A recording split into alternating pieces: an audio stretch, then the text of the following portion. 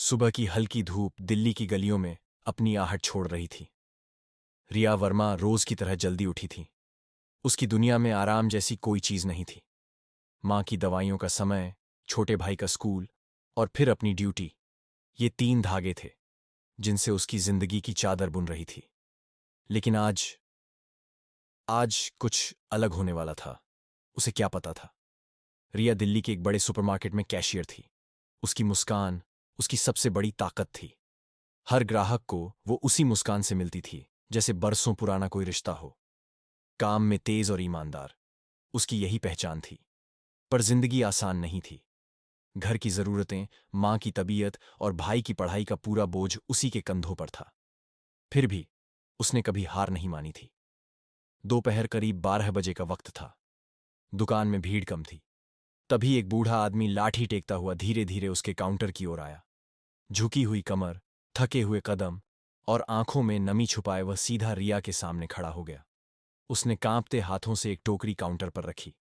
कुछ चावल, थोड़ी दाल, तेल का एक छोटा डिब्बा और 4 रोटियां।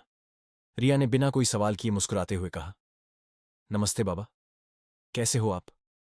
बूढ़े आदमी की आंखों में हल्की सी चमक आई। बेटा, जैसे तैसे गुजर बसर कर रहा हूं। दवाइयां भी लेनी थीं, लेकिन पहले सोचा पेट की आग बुझाऊं। वो बोलते बोलते थम गया। रिया ने जल्दी से सामान स्कैन करना शुरू कर दिया। बिल बना 870 रुपए। बाबा ने कांपते हाथों से अपनी जेब टटोली। कुछ सिक्के निकाले, कुछ मुड़े तुड़े नोट। उसने बहुत कोशिश की, पर जितना जोड़ सका वो थे सिर्फ 700 रुपए।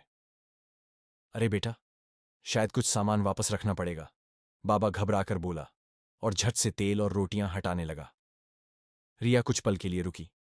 उसकी नजरें बाबा के हाथों पर टिक गईं। वो हाथ जिन्होंने न जाने कितनी मेहनत से जीवन बिताया होगा। क्या वो हाथ आज भी खाली लौटेंगे? दिल की आवाज तेज थी, मगर आसपास निगाह दौड़ाई तो देखा, सुपरवाइजर पास ही था और ऊपर सीसीटीवी कैमरा घूर रहा था। पर उस पल रिया ने जो सुना, वो न अपनी नौकरी की फिक्र थी, न किसी नियम की। बस एक बात थी, इंसानियत। उसने अपनी जेब से नोट निकाले, थोड़े सिक्के जोड़े, कुल 170 रुपए, और चुपचाप काउंटर पर रख दिए। बिल पूरा हो गया बाबा, रिया ने मुस्कुराते हुए कहा। आप ये सामान ले जाइए। बाबा की आंखों में पानी आ गया। वो कंपकंपाती आवाज में बोला, बेटा, तेरा ये करम मैं जिंदगी भर नहीं भूलूंगा। रिया ने हल्के से कहा, करम नहीं बाबा, पोती की तरफ से एक छोटा सा तोहफा समझ लो। रिया को लगा, आज उसने कुछ अच्छा किया है।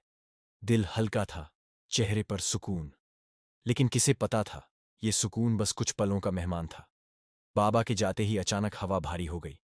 सुपरवाइजर की आवाज गूंजी, तेज, तल्ख। रिया, जरा इधर आओ। वो पलटा, आंखों में सवाल थे। जी सर। सुपरवाइजर की नजरें उसके चेहरे पर नहीं, सीधे उसकी आत्मा पर गड़ी थीं। क्या तुमने अभी किसी ग्राहक का बिल अपनी जेब से चुकाया? रिया थोड़ी सहमी, लेकिन आवाज में नरमी बरकरार रही। जी सर। वो बाबा परेशान थे। उनके पास पूरे पैसे नहीं थे, सिर्फ 170 रुपये कम थे। मैंने सोचा। सोचना तुम्हारा काम नहीं है। सुपरवाइजर की आवाज गूंज उठी। ये सुपरमार्केट है, कोई धर्मशाला नहीं। यहां नियम चलते हैं।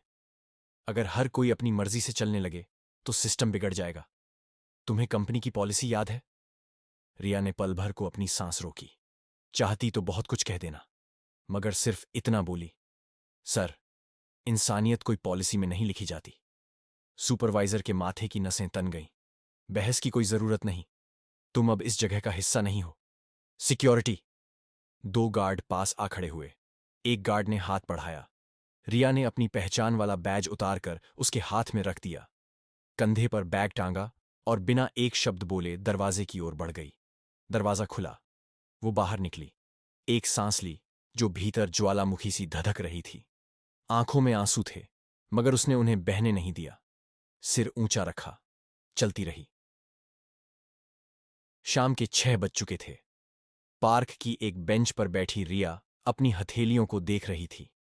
थोड़ी थकी हुई, थोड़ी टूटी हुई, लेकिन कहीं गहराई में एक चमक बाकी थी। सिर्फ 170 रुपए, और मैंने अपनी नौकरी खो दी। वो फुसफुसाई, फिर मुस्कुरा दी। शायद सही किया, शायद यही करना था। फोन बजा। मां की कॉल थी। उसने फोन उठाया। हेलो माँ। बेटा, सब ठीक है ना? सुबह से मन बेचैन हो रहा था।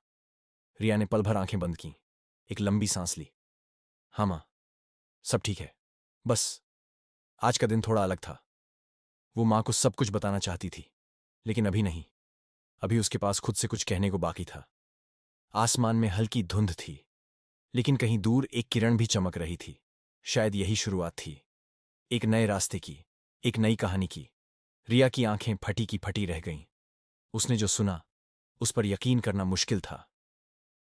क्या आपने सच में ये फैसला कर लिया बाबा? उसकी आवाज कांप रही थी।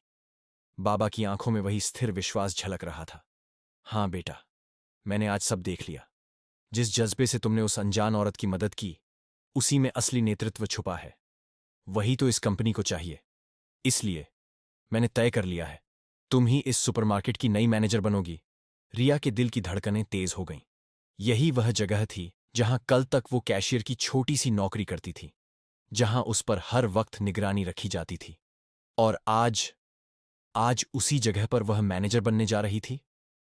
लेकिन बाबा, वह फुसफुसाई, मुझे मैनेजर बनने का कोई अनुभव नहीं है। मैंने कभी टीम लीड नहीं की, न पॉलिसियां बनाई हैं। बाबा मुस्कुराए। एक नेता बनने के लिए डिग्री नहीं, दिल चाहिए। तुम्हारे पास वो है। जो तुमने आज किया, वही असली योग्यता है। बाकी सब सीखा जा सकता है। रिया की आंखों में बीते दिन घूम गए।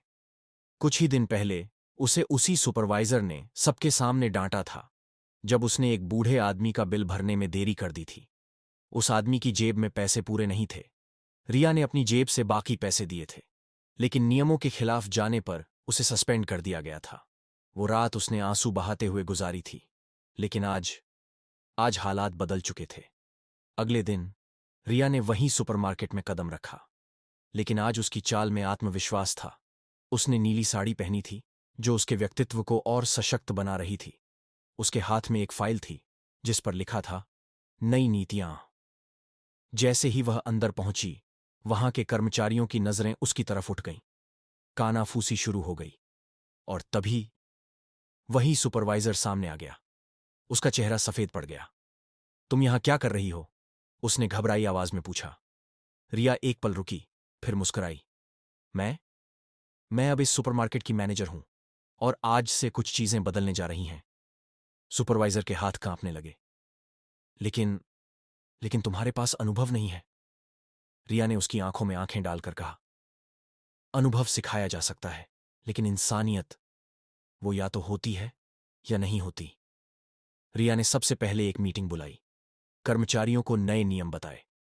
अगर कोई जरूरतमंद ग्राहक आएगा, उसने कहा, तो उसकी मदद करना हमारी जिम्मेदारी होगी। अगर उसके पास पैसे कम हैं, तो हम कम्युनिटी फंड से उसका बिल भरेंगे। ये फंड कर्मचारियों और कंपनी दोनों की मदद से बनेगा।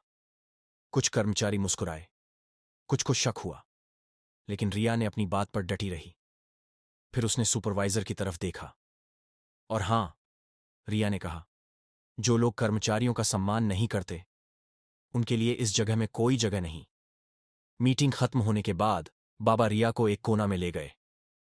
तुम्हें कुछ बताना है, उन्होंने धीमे से कहा। रिया चौंकी। ये सुपरमार्केट मेरा और तुम्हारी दादी का सपना था।